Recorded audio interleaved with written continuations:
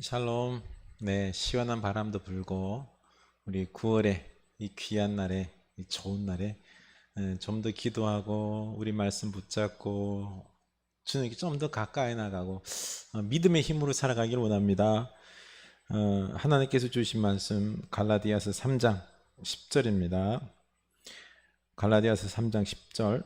무릇 율법 행위에 속한 자들은 저주 아래 있나니 기록된 바 누구든지 율법책에 기록된 대로 모든 일을 항상 행하지 아니하는 자는 저주 아래에 있는 자라 하였습니다. 또 하나님 앞에서 아무도 율법으로 말미암아 의롭게 되지 못할 것이 분명하니 이는 의인은 믿음으로 살리라 하였습니다. 율법은 믿음에서 난 것이 아니니 율법을 행하는 자는 그 가운데에서 살리라 하였느니라. 그리스도께서 우리를 위하여 저주를 받은 바 되사 율법의 저주에서 우리를 속량하셨으니 기록된 바 나무에 달린 자마다 저주 아래에 있는 자라 하였습니다. 이는 그리스도 예수 안에서 아브라함의 복이 이방인에게 미치게 하고 또 우리로 하여금 믿음으로 말미암아 성령의 약속을 받게 하려 함이라. 형제들아, 내가 사람의 예대로 말하노니 사람의 언약이라도 정한 후에는 아무도 패하거나 더하거나 하지 못하느니라. 이 약속들은 아브라함과 그 자손에게 말씀하신 것인데 여럿을 가리켜 그 자손들이라 하지 아니하시고 오직 한 사람을 가리켜 내 자손이라 하셨으니 곧 그리스도라. 내가 이것을 말하노니 하나님께서 미리 정하신 언약을 430년 후에 생긴 율법이 폐기하지 못하고 그 약속을 헛되게 하지 못하리라. 만일 그 유업이 율법에서 난 것이면 약속에서 난 것이 아니리라. 그러나 하나님이 약속으로 말미암아 아브라함에게 주신 것이라. 아멘. 이 말씀이 우리에게 믿음의 은혜의 말씀이 될 수 있기를 원합니다. 우리 이번 주간에 외울 말씀이죠, 그렇죠? 시편 130편 1절 2절. 실로 내가 내 영혼으로 고요하고 평안하게 하기를 젖된 아이가 그의 어머니 품에 있음 같게 하였나니 내 영혼이 젖된 아이와 같도다. 아멘. 우리가 젖을 아이처럼 부모님이 내 눈에 좀 안 보여도 믿음으로 함께 있음을 믿고 내게 좀 어려움이 있고 응답이 속히 안 오더라도 하나님의 뜻이 있음을 알고 조바심으로 살지 않고 불안해하지 않고 믿음으로 평안할 수 있기를 원합니다. 네. 율법과 믿음에 대해서 계속해서 사도 바울이 말합니다. 예수를 믿는 이 갈라디아 교회의 유대인들이 하나님의 나라를 유대인들에게만 유업으로 주었다라고 줄기차게 주장하고 있습니다. 예수만 믿어서가 아니라 믿음으로만 아니라 너희들이 유대인과 같이 되어야지 하나님의 나라의 유업을 받을 수 있다라는 거죠. 이 하나님 나라의 유업을 받기 위해서는 먼저 유대인처럼 할례를 행해야 되고 그리고 또한 율법도 지켜야지 이 유대인처럼 되어서 유업을 받을 수 있다. 천국 백성이 될 수 있다라는 거죠. 그래서 사도 바울은 너무너무 답답했던 거죠. 아니다. 율법의 결론이 뭔 줄 아느냐? 율법 지키는 게 하나님 나라 되는 게 아니라 유대인이 되는 것이 아니라 천국 백성이 되는 것이 아니라 그거는 저주다. 10절이죠. 무릇 율법 행위에 속한 자들은 저주 아래 있나니 기록된 바 누구든지 율법책에 기록된 대로 모든 일을 항상 행하지 아니하는 자는 저주 아래 있는 자라 하였습니다. 아멘. 이처럼 10절에서 율법 행위에 속한 자들, 율법으로 구원을 이루겠다 하는 자들은 저주밖에 안 된다는 것입니다. 저주에 이를 것이다. 신명기 27장 6절에서 말한 말씀을 인용한 거죠, 그렇죠? 율법 모든 율법을 항상 행해야 합니다. 율법을 하나라도 어기면은 모든 율법을 항상 행하지 아니하고 하나라도 어기면은 저주 아래 있는 자다라고 했다는 거죠. 그래서 모든 율법을 다 지킬 수 있나요? 하나라도 어기면 안 되는데요. 아무도 못 지킵니다. 그래서 11절 또 하나님 앞에서 아무도 율법으로 말미암아 의롭게 되지 못할 것이 분명하니 이는 의인은 믿음으로 살리라 하였습니다. 사람은 죄인이기 때문에 율법을 다 지킬 수 없어요.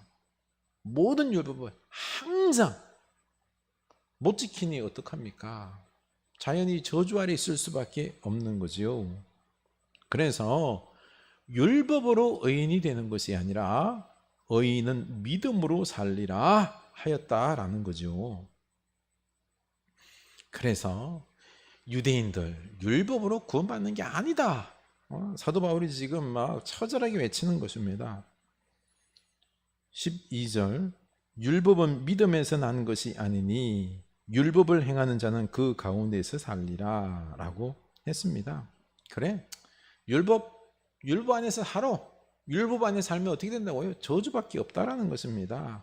그래서 율법이 아니라는 거예요. 믿음으로 구원을 받을 수밖에 없다라는 거죠. 그래서 13절 그러면 이제 아무도 율법으로 의롭게 되지 못하는데 의인은 믿음으로 된다고 했죠. 그렇죠? 그러면 어떻게 믿음으로 의인이 된다고 했을까요? 13절 그리스도께서 우리를 위하여 저주를 받은 바 되사 율법의 저주에서 우리를 속량하셨으니 그리스도께서 우리를 위하여 저주를 받으심으로 인해서 우리가 율법의 저주에서 속량이 되었다. 이게 어떻게 가능한가? 기록된 바 나무에 달린 자마다 저주 아래 있는 자라 하였음이라. 이렇게 나무에 달린 자마다 저주 아래 있다라고 한 이 말씀에 따라서 예수님께서 십자가에 죽으심으로 우리를 대신하여 그 저주를 다 받았기 때문에 우리가 예수를 믿음으로 의롭게 될 수 있다라는 거죠. 그래서 14절 이는 그리스도 예수 안에서 아브라함의 복이 이방인에게 미치게 하고 또 우리로 하여금 믿음으로 말미암아 성령의 약속을 받게 하려 함이라. 아멘.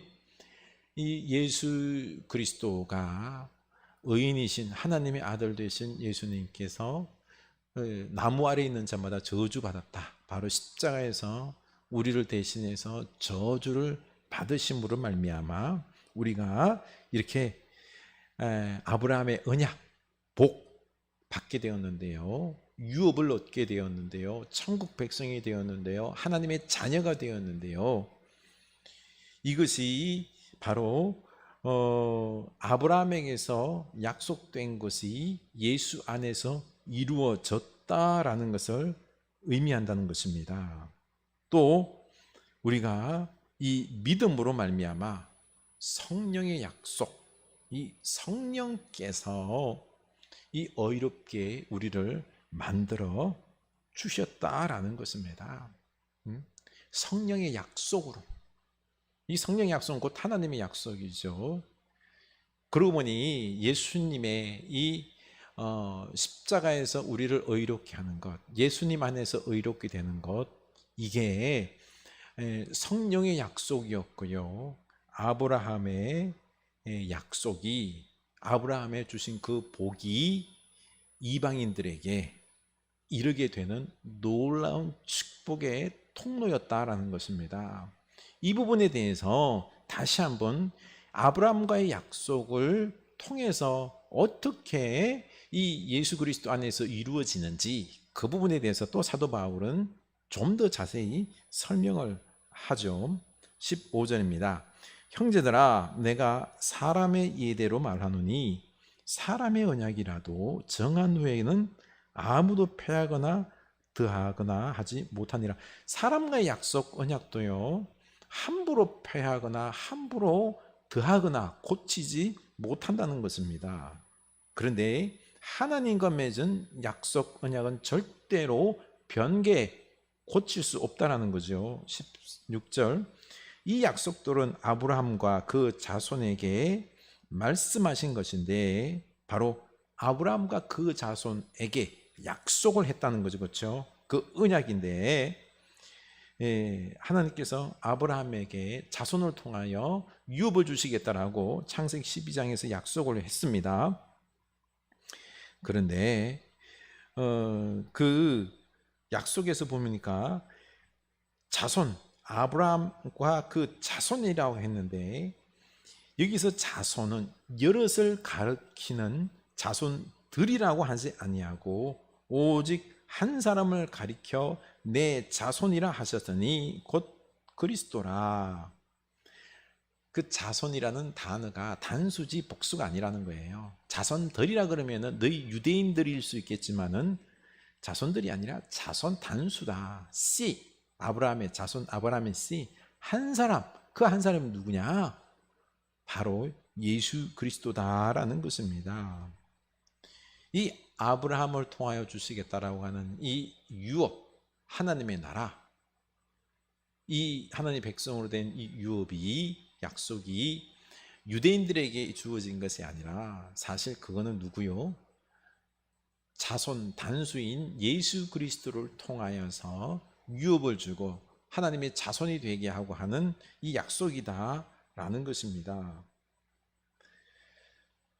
그래서 착각하면 안 된다라는 것입니다.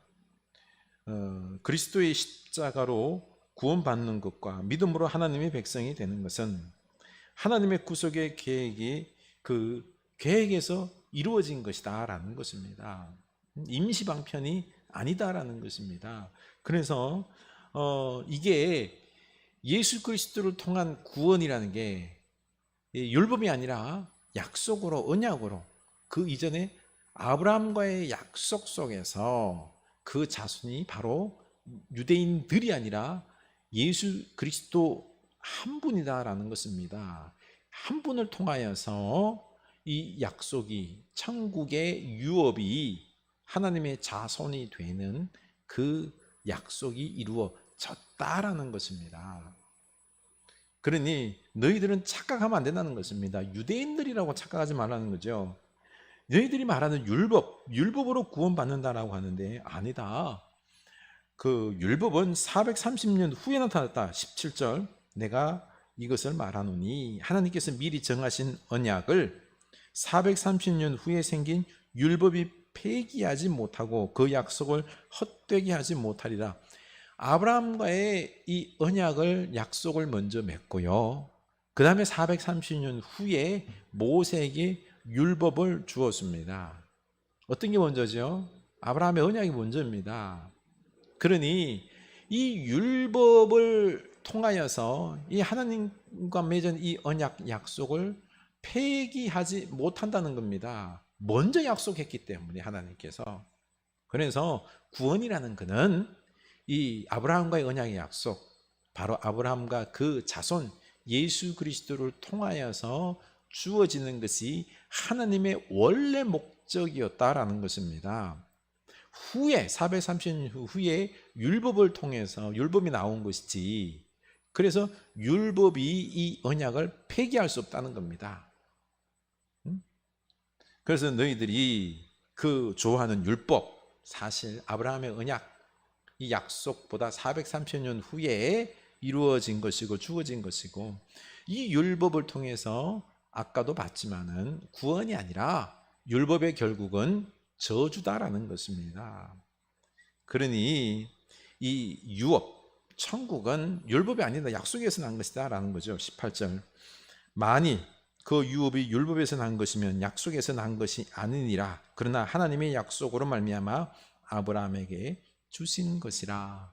아멘. 하나님께서 아브라함에게 이 구원의 약속을 준 거죠.